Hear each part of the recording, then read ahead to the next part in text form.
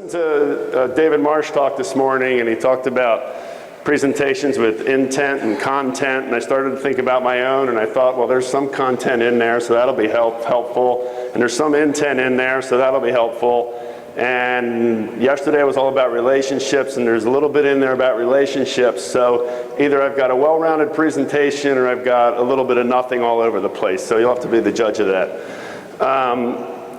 So I put this slide up here.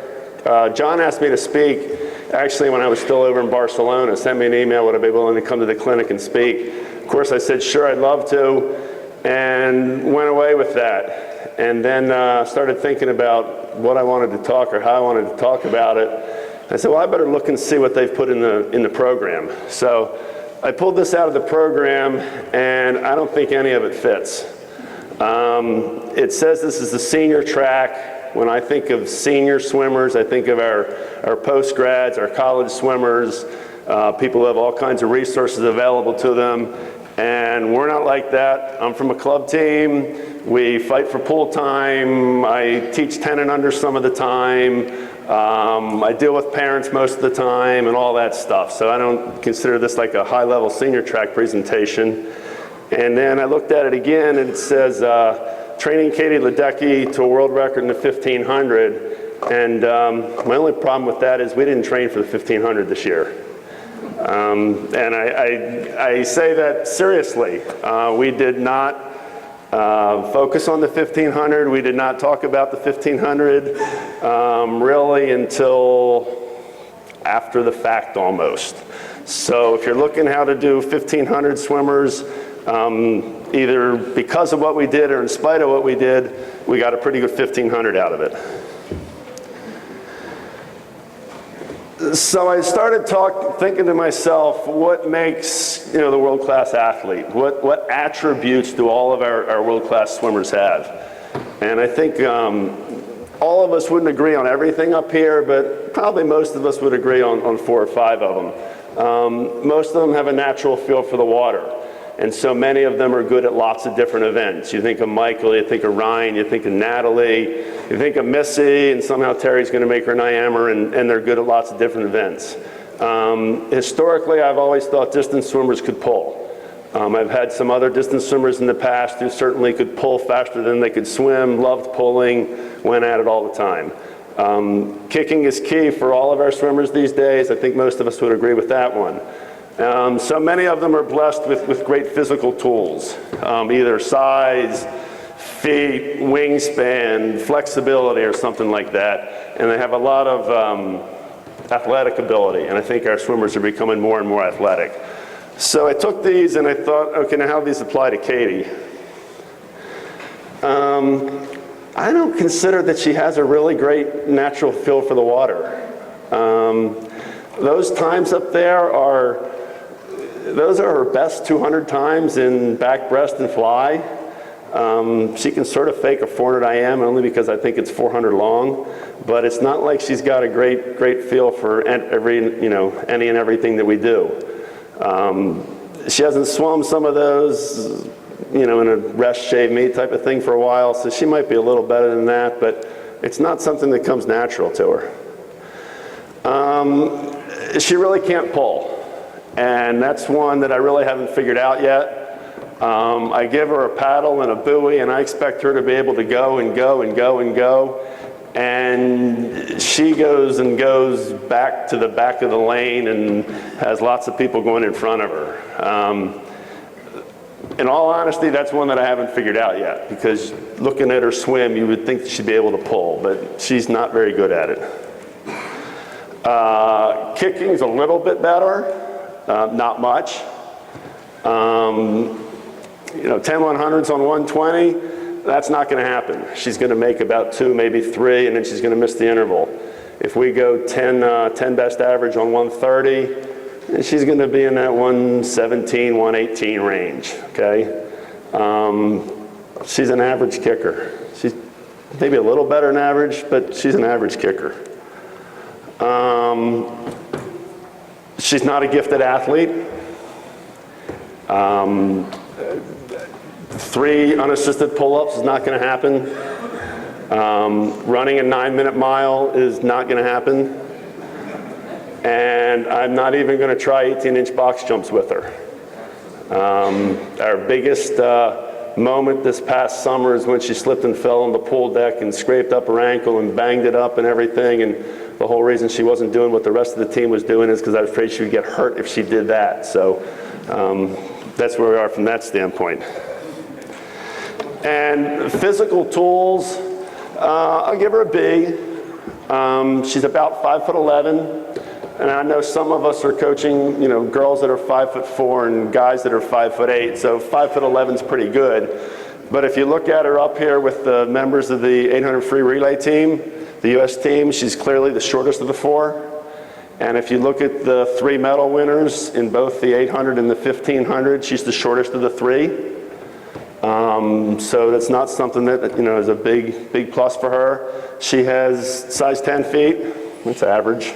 Okay, I think Missy's running at size 13 or size 14 or something like that.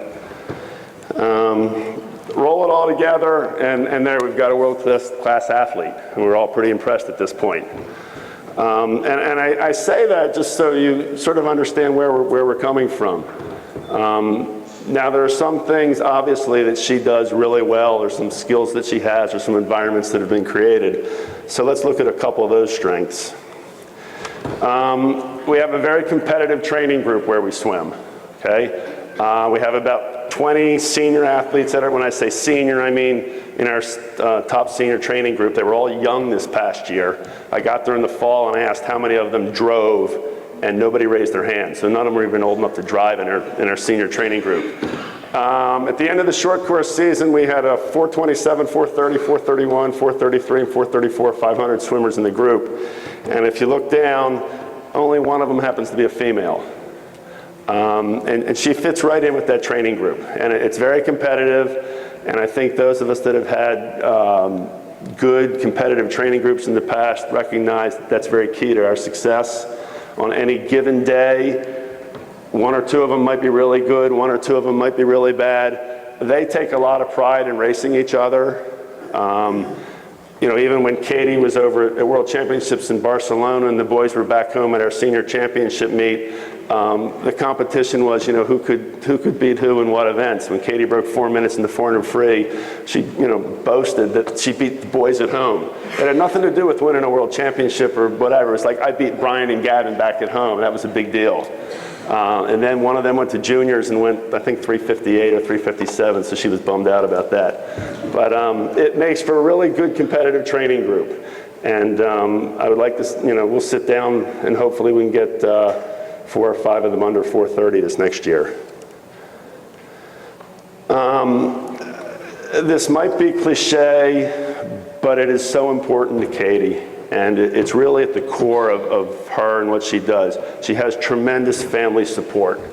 And for every kid out there that has parents that are meddling or parents that are in the way, she has wonderfully supportive parents.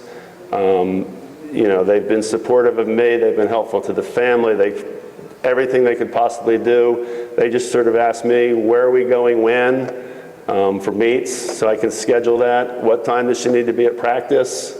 What else can we do? They go to her meets and support her, but don't meddle at all. That's her brother on the left-hand side there. He's a sophomore in college now. And the family support she has is tremendous. So for all of you that are out there with people that don't have that, there are some that do have it, and when it works, it really does work. And then I would say her greatest strength is that she is just fiercely competitive and goal-oriented. And we'll talk more of that a little bit later. But whether it's, as the saying goes, tiddlywinks or racing anything else, she's fiercely competitive. She's very goal-oriented. I think that was a key part of our progress this past year, and we'll talk about that in a minute. And I think that will serve her very well going forward when you think about what path we might take from here. I'm going to talk a little bit about training Katie this past year. Those of you that came for content, maybe this is the content part. There's a little bit more intent later, I think. I walked into training the group when the season had already been started. It was early October, I guess. Katie had taken a little bit of time off after the Olympics, but was back in the water 2 or 3 weeks. And we just stuck with some basic aerobic endurance work for those first few weeks. After that, I went on a weekly cycle that worked for us this past year. And we're not going to do it again next year because I'm not foolish enough to think that it would necessarily work again. Circumstances won't necessarily let us do it. As a club program, we're constantly battling changes to our schedule and the such. But we would do the weekly cycle for about 8 or 12 weeks, and then we would go rest for a meet. When I say rest, I mean 3 days rest, and we'll look at that in a minute here. The energy cycle, weekly cycle, most of it is John Urbanchek's work. When I was preparing for this presentation, I threatened to steal exactly his presentation from 1995 and just put it up here and see who would remember it or know the difference. But you know, a lot of it is very similar.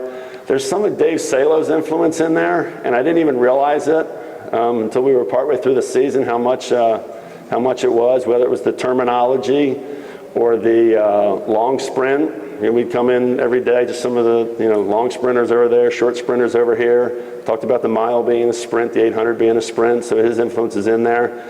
I sort of blended it all together the best I could, and then I go back to my roots sometimes and put some Dick Schulberg work in there. And when I say Dick Schulberg work, those of us in the room that have been around a while know that Dick Schulberg work is Dick Schulberg work. And I rely on all those guys, not only on their historical work that I have years and years worth of their workouts, but if I come across a stumbling block, whether I call them up on the phone, send them an email, whatever, to ask for some input. And then it turned out this past year, and I'll get to it in a minute, that we rested about 3 days, 3 times during the course of the season. Got pretty good results until I screwed up the last one. But, and then at the very end, we went sort of a traditional 3-week taper.